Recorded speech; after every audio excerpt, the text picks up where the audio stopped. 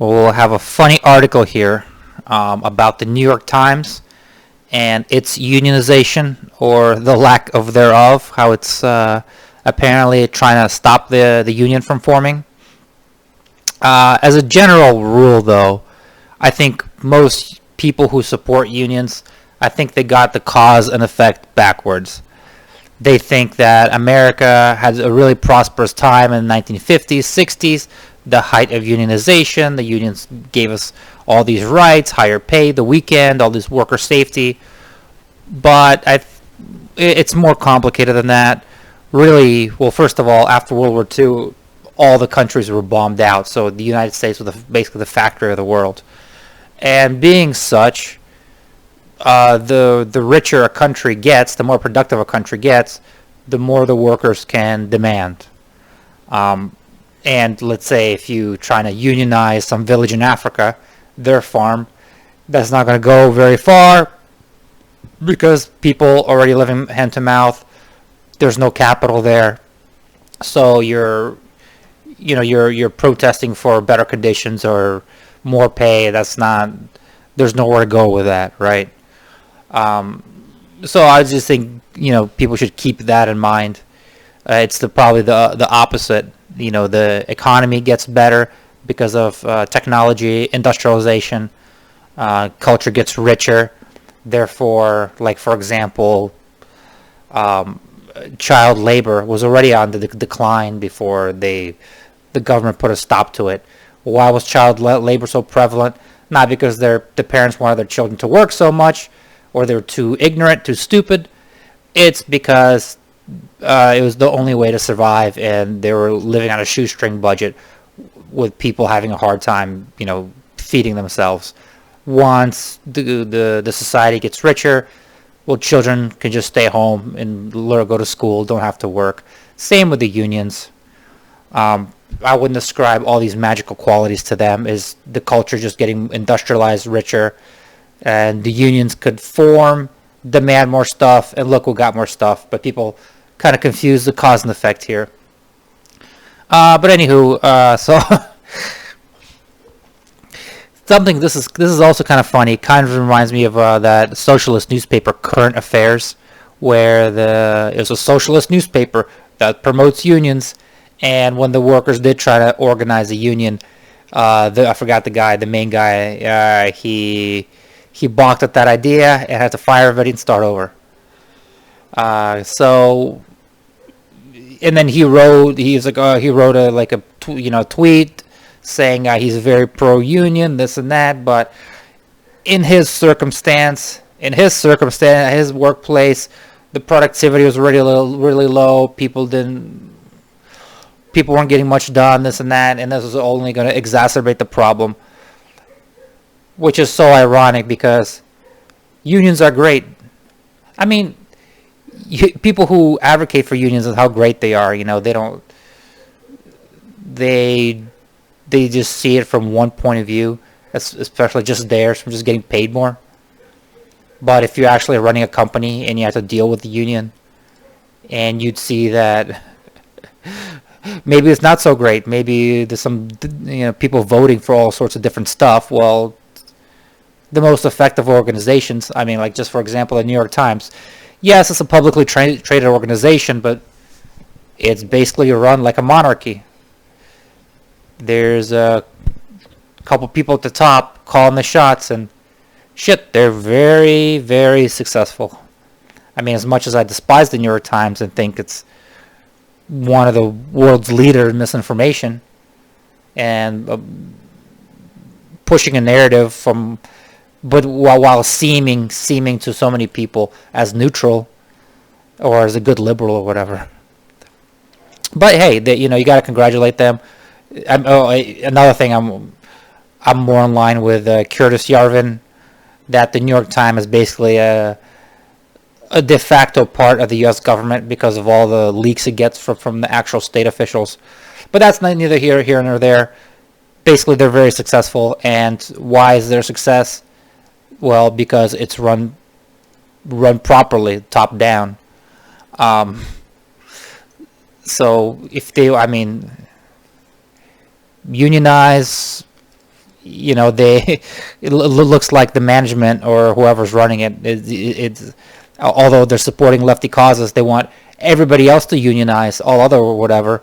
They kind of see their operation as unique. Maybe it's not going to work out so well for us. The United States National Labor Relations Board has accused the paper undermining union activity. Are they any different from Amazon or the evil Jeff Bezos? Tum tum tum. Needless to say, many the good liberals are capitalized. I don't know, that's creepy. I don't know what that means. Are you a good liberal or you're a bad conservative? Many good liberals turn to be charlatans. This is a saying in the union world: a boss is a boss. This is a more pithy way of saying a boss is a kind of greedy jerk. No matter how many. Nevertheless, she persisted. Bumper stickers they have pasted on their Volvos. I think this is an old way of seeking work or just seeing work. These people are stuck in factory mentalities. Most work these days are just going to be, nobody's going to be a boss per se. I mean, somebody's going to initiate the project, but a lot more people are going to be specialists, experts, and they're not just some cog in the wheel that's getting, that is just being bossed around by some cigar smoking tycoon. I really hate this old school framing of things. Last April, 250 tech employees at the New York Times announced that they were unionizing. Rather than applauding them and proceeding to negotiate a contract, the company instead refused to voluntarily recognize the union. This despite its own editorial board supporting a bill that would have made it legally binding for employees to voluntarily accept union requests when they are backed by a majority of the staff. I support unions, but I support the employer just to have them being able to fire everybody if they don't like it. Since last year, the Times has been accused of trying to scare workers into jail. This is so bizarre to me. I don't even get this logic. If you have people working for you, but a majority of them vote to unionize, then you can't fire them. This is your company that you started. The capital, the building, the rented or whatever, everything. You put your own hard-earned money on the line. You could lose everything of your life savings. But you had an idea, you took a risk, and the people that you employ decide that they're a union now, and you can't fire them. They run the show now. Just how ridiculous is that? I mean, that would just encourage companies to stay small, use freelancers, remote freelancers. So, you're just going to disadvantage companies that can be easily harassed into unionizing. Since last year, the Times has been accused of trying to scare workers into changing their minds, to sow division among the employees, divide the unit, erode support for organized labor. But yes, I would. You know what? Somebody would do such the world such a great service if they could leak the people who are trying to stop the union from happening. If you could just leak their conversations, leak their meetings. I know it's probably 3 or 4 people that are in charge of this to stop it. But if that was published, it would be amazing to see their rationale for why they don't want their company to unionize, and then to contrast it with what the actual paper wrote, which would be amazing. Because the New York Times official position is completely the opposite. Last week, federal labor regulations claimed that the company had broken the law by telling large swaths of employees that they were actually quote-unquote managers, and that they were therefore prohibited from publicly supporting the union. A hearing is scheduled for this March. A spokesperson for the Times said they strongly disagree with the union's allegations. I don't want to get caught up there in the details of labor regulations and lose sight of the big picture, which is this. New York Times Company, which makes its money by branding itself as a foremost defender of liberal American values, is fighting against its own workers, pursuing their right to organize a union bargaining collectively. Which is funny too. I mean, there's so much hypocrisy everywhere.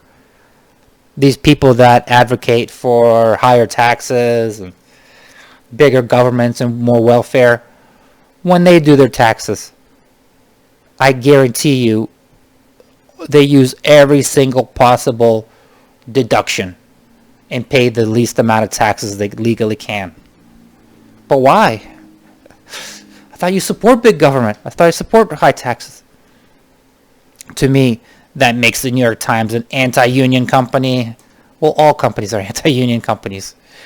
I can say, I guess not everybody. I can say this with no qualms. Companies that are not anti-union will honor a formal request from their employees for voluntary union recognition. They will bargain for fair contracts that include pay equality for all, and they will certainly not run internal message campaigns trying to convince their employees that unionizing is a bad idea.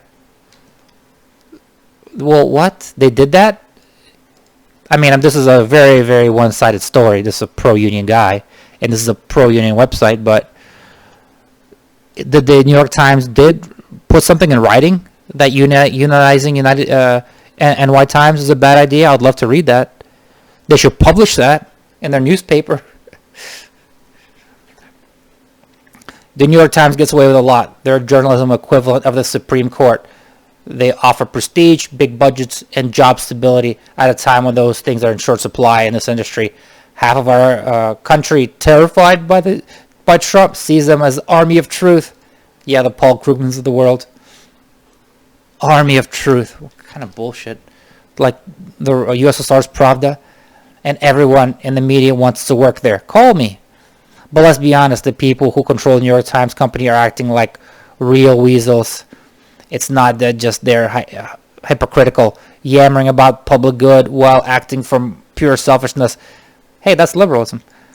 It's that they want to have it both ways, while more outwardly evil media bosses like Rupert Murdoch, maybe the proud embrace of their Ayn Rand reputation, those who've led the Times want to be accepted as good people on the Brooklyn Brownstone cocktail party circuit, even if they quietly try to stop those who work from them from having an equal seat at their tastefully appointed table. Screw that. I have covered hundreds of anti-union campaigns. No matter where they happen, they're all based on lies and fear. Was Detroit based on lies and fear after all their automotive, they completely lost to Japan? They were so anti-competitive they became so anti-competitive because they had like these such union rules and crazy contracts where their quality of product was so shit compared to Japanese cars that as soon as Japan rebuilt their factories after the war, they're just completely decimated. What lies in fear? I mean, I'm sure there's a bunch of examples where unions just completely tank the company. Whether they happen at an Amazon warehouse or at the New York Times, they're a demonstration of contempt for the idea that employee may deserve to be treated as someone whose humanity is just as real as one of the employer. So what if your humanity is not as real as the employer, if you don't get to be in a union, you don't get to protest and shut down the entire Apple operation. If you don't reach an agreement, then you're not a real human being. I hate their language is so melodramatic. Respectable people don't engage in union busting. People who run anti-union campaigns are not, quote, capital G, good liberals. Hundreds of workers raising their voices have not been enough to convince New York Times executives to act right. Maybe it's time to stop inviting them to the cocktail parties. Oh no, liberals disinvited them from a cocktail party. Dum dum dum.